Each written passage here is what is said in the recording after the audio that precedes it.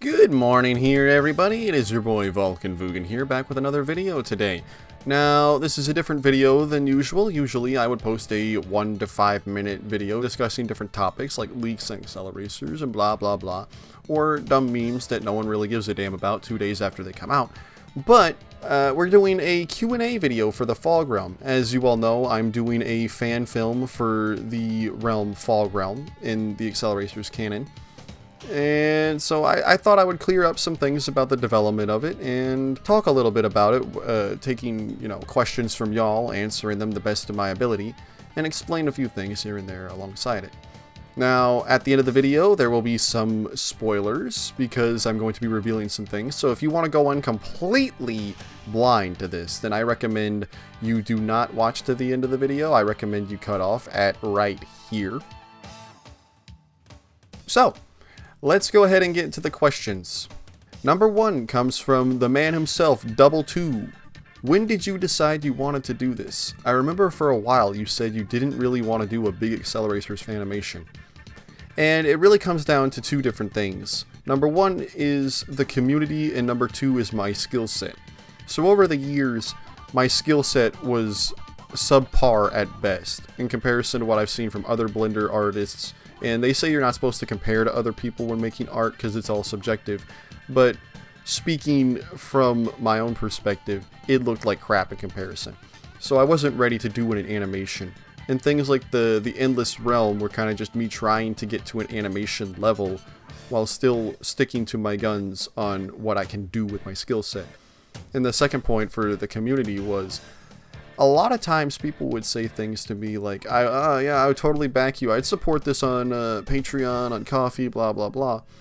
And 9 times out of 10, people would completely go against their word on that. And every time I would put that out, I'd be like, hey guys, I need a little bit of cash if I'm going to do this, because obviously I'm sinking so much time into this. Nobody would ever donate. So I had no incentive to do it because I couldn't afford to spend so much time on that with like having a job and all my other hobbies. I didn't have time to do it, and my skill set wasn't that great. I hope that answers your question. That was a very long and convoluted answer. The question number 2 comes from Angel-35, and he asked the question, are you collaborating with others for this project?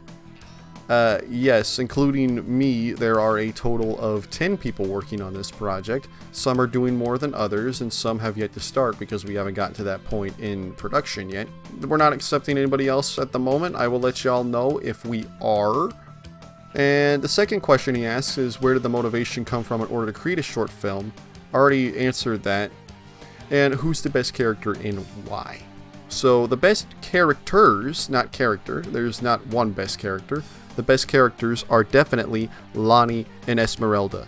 World Race designs, by the way, not the AcceleRacers version of Lonnie. She's ugly as sin. They're the best characters, and I think you can guess why. They're cute, they're quirky, they're good. Everybody else are assholes. Okay? Anybody who disagrees with me on that, by the way, is wrong. Shadow asked the question, what are you using to make the film, and how does it compare to Unreal Engine?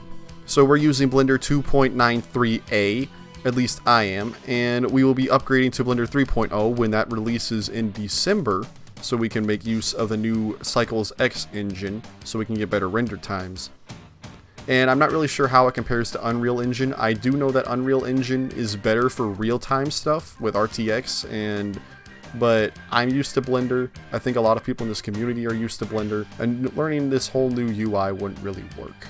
The next question comes from Red L, and he asked the question, whatever happened to the Endless Realm comic? I forgot what happened to it. So, if you don't know, I started out doing fan projects before the Fog Realm. I did the Endless Realm comic. I've worked on several games. All of them never came out because one reason or another.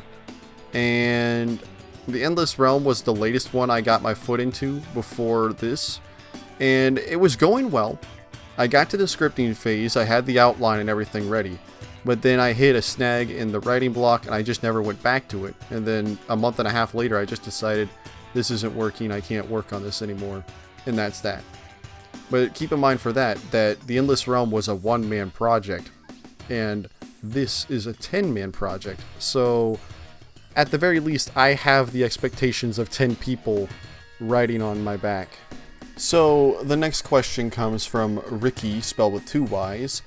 And he asked the question, do other drivers from Highway 35 take part in this movie? Characters that have no screen time in that movie, for example. I really don't know how many people had screen time in the movies. I do know that a lot of them didn't have lines, and I do know that they most likely will not be appearing in any fan film that I do, simply because working with a blank slate that is also canon is not something I'm a fan of. I like working with either completely original or completely, like, it's either all or nothing for guidelines. Either I go completely original or I stick to the character that's already been established. And if there's a character that's already been established but they don't have anything going for them other than like a 2-sentence description of their character, then there's really no point even adding them. You might as well just add a full new character. The next question comes from the Vert Wheeler cosplayer himself, JC Square, and he asked the question, what's your favorite part about making this film? Animation, modeling, story, for example. So, I have to say that my favorite part is definitely modeling. I've been modeling cars for a long time, as you all know. Some cars are more difficult than others, especially ones that have exposed canopies like Spectite, Excellium, etc. Not that any of those cars will be appearing, I just really enjoy modeling cars that have, you know, enclosed interiors so I can just ignore them entirely.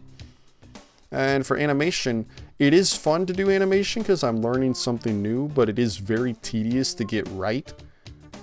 And if I, like, obviously I'm not going to be anywhere near, like, production movie level for a fan film. And in terms of storyline, I think my favorite part about doing the storyline is creating the background lore. Like, I think everybody has a bit of them that really likes to write, like their own universes and concepts and all this, and I'm one of those people. I really like writing out the backstories for characters. I really like writing the backstory for stuff that wasn't explained. And, you know, like, if for instance, if I wanted to add in a segment of the fan film where we talk about the drone's backstory with the Accelerons, that'd probably be my favorite part. But, you know, thankfully we're not doing that. The next question comes from Dean Peterson, and he asked the question, will there be a weepa somewhere in this film? And all I can say to that is, no. Norton the Destroyer asked the question, how was your day?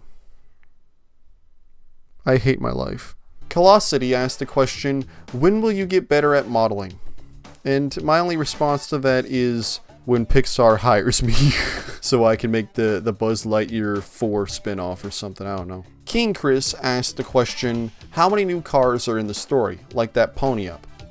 So, I'll save that for the end. Opus, the famous distance YouTuber who makes his money from making models for distance, says, as an international sex symbol, how closely do you identify with the struggles of Marilyn Monroe? And to that I have to respond with, you see, it all started when I first put myself in a potato sack and I found out that exhibitionism is a really fun thing to do. And on top of that, I am a sexy blonde from the 1950s, apparently. NFSBRX8 asked the question, what's the cars that will appear in the Fall Ground fan film? Same thing as the last time, save that for the end. Angel-35 asked the question, is it difficult to create a fog on the track? And the fog shader has been a bit of a pain in the ass, I won't lie, but it's gonna be done. It has to get done. So we'll figure that out when we get to that point. That's more for later in production. We're working on getting the shots to look right rather than working on the animation, story outline, scripting, etc. Harlem Duck asks several questions. Where in the timeline is this film set? So originally I had planned for this to take place between World Race and Ignition, but in reality, it's not. It's actually in between the opening scene for Ignition and the Clash on the Coast scene. So right after Tesla comes back to the desert. So it's between those two scenes. He also asked the question, will it be mostly canon drivers or will OCs have the lead? Save that for the end as well. How long do you plan the film to be? The film will be anywhere between 5 to 15 minutes. We don't have an exact number just yet because we haven't gotten to the blockout phase with storyboarding. The scripting's done and we're working on test animations, but we haven't gotten to be concrete in the timing. And he also asked the question, Why did my dad leave? And the answer is probably because he noticed that you were buying $500 chicanes, and now he thinks you're a dumbass. The next question comes from Hator, and he asked a question that's not related to the Fall Realm. Which modern Hot Wheels OG design from 2010 to the present is worth of being in the World Race AcceleRacers canon in your opinion? Now, this is going to be quite a divisive opinion, very unpopular, but I personally think that Diora 3, Twin Mill Gen E, Fusion Busta, and Roger Dodger 2.0 should all be in there. I know people don't like the electric car redesigns in the sequels, because for one reason or another, they don't fit the original vision that people have about it. Whether or not that's a nostalgia-blinded problem or not, I don't give a damn. This is just my opinion on the subject, but I genuinely like the way that those look. I don't think they're perfect designs by any means. They could definitely use some improvement, but that's with any design. And anybody that says that a design is perfect is wrong, unless we're talking about the McLaren F1, because apparently everybody thinks that's perfect. But yeah, those 4 cars would be perfect for the AcceleRacers thing. That said, that would never happen, and that's just my opinion. Next up is from NWR Percy. He asked the question, how far along are you, and do you think it could be out by the end of 2022? So for the first one, how far along are we? We are currently in the script outline and test animation phase. So I'm getting things down like timing for how the car should drive, what the script outline is going to be, what's going to happen in detail in the script, and it's not going to be out by the end of 2021. I don't know if it's going to be done by the end of 2022, but I do know that what is coming out by the end of 2022 is 10 Dead Doves, a game that I have been developing with a friend of mine. Go wishlist that on Steam right now, or I will literally shoot you in the foot and you won't be able to drive anymore. Please do that. That's not a compliment. It's not a request. It's a threat. So please go, wishlist that now. Infinity asked the question, will we someday get other short films about the Monument, Warped, and Swamp Realms as well? I can't say for sure about Monument because I do like the concept of the Ruins realm, but 10 times more spooky, big factors, grand scaling. It's a really interesting thing to look at, but I don't know about it because I don't know if it's feasibly possible to make a landscape such as that. For Warped, that's a hard no, because Warped Realm is all about the inability to understand what's going on and be able to distinguish what's going on in front of you, and that doesn't really work for a fan film with barely any budget at all. And for Swamp Realm, no, there will not be a Swamp Realm fan film. We've already seen Swamp in Ignition and we know what happens. Banshee gets lost in the Swamp Realm and becomes a silencer in the second season that never came out. That's all you really need to know. There's no reason to go into any more detail about that because it's already been established. Ricky on Twitter asked the question, will there be licensed cars from Highway 35 like the Scorcher 63 Corvette? And will they take part in the movie? The answer is no, there will not be any licensed cars in these films. Reason being is that I am a stickler for design accuracy. There's already 3D scans, model rips from video games, etc., and going through the trouble of adding all of that detail into a car is not something that I really want to do because I like my accuracy, so we're not doing that. Plus, if you want to buy a 3D scan, it's going to cost you an arm and a leg to get that done. So no licensed cars. I'll say the licensed cars for the people who spend fucking $1,200 on a Louis Vuitton Ford Bronco. Good lord. Delta asked the question, will we likely see more in the future? I'll save this question for later because there's another question that asked this too. And he also asks, will the anime store make a crossover reference? I haven't really thought about the anime store in a while, but when we make a sequel, there will probably be a reference in there, at least one or two.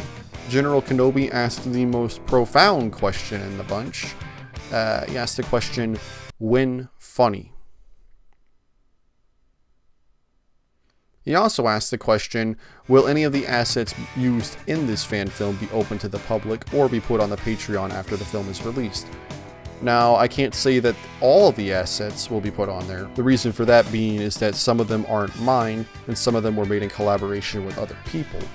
Most likely the stuff that I made will be put up on the Patreon, but I would have to get express permission from the people who made the other parts of the model to put those up. So, a 50-50 chance, maybe, who knows. Alright, so to go back to that other question, Dimos Z asked the question, if this short film does well, will you consider making another one? And if so, what would that be? If it does do well, I would consider making a sequel to it, but at this point in time, I'm not really considering that because I would rather wait till the end of production for the first short film to consider making a second one. Because we got to see what happens with production, what kind of struggles we deal with, is it worth it to go back and do it again. But if it does really fucking well, like if we get like 570,000 views on that video, then yes, I will make another one. I am a money grubber, boys, let's go! I am Money45 asked the question, what's your pipeline for creating this film? How do you have your scenes organized? And is there a storyboard? Currently, we only have a couple scenes in this film. So organizing them is fairly easy. It's just the naming convention, putting them in specific folders, labeling them properly. We haven't gotten to a storyboard yet. I'm not even sure if we will do a storyboard for this because I suck at drawing and it would honestly be kind of pointless when I can just go into Blender and block it out with the timing and everything perfectly right off the bat. Axel asked the question, will we get paid? And my answer to that is, when you get a damn job. Dashi asked the question, can we have a model child? Now, I have no idea what this is in reference to, but no. Ratchet RPG01 asked the question, do you know if any prominent Highway 35 YouTubers are going to do any voice acting? It's funny that you ask that because now, at the end of the questionnaire, we can finally get to spoiler territory. If you don't want to have any spoilers at all for things like the car list, who's voicing who, I recommend clicking off the video now.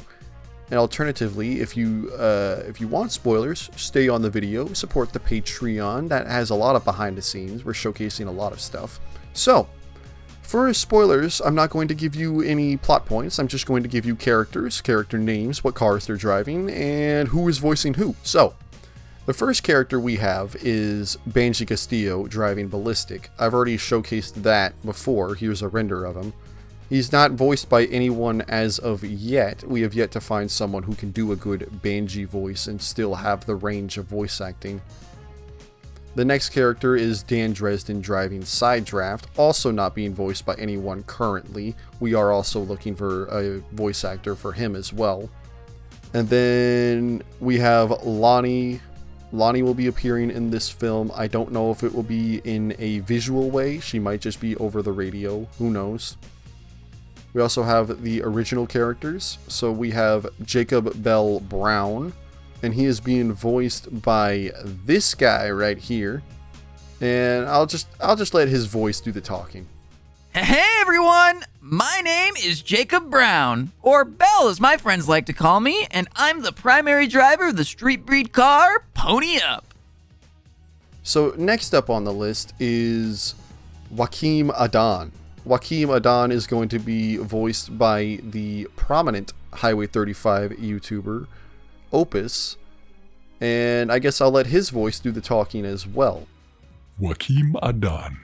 Pleasure to make your acquaintance. I was contacted about driving with the Dunrats as a favor for a friend, and given the car MST Suzuka. I knew this job would be high-risk racing, but I am beginning to suspect that my friend may have understated its dangers.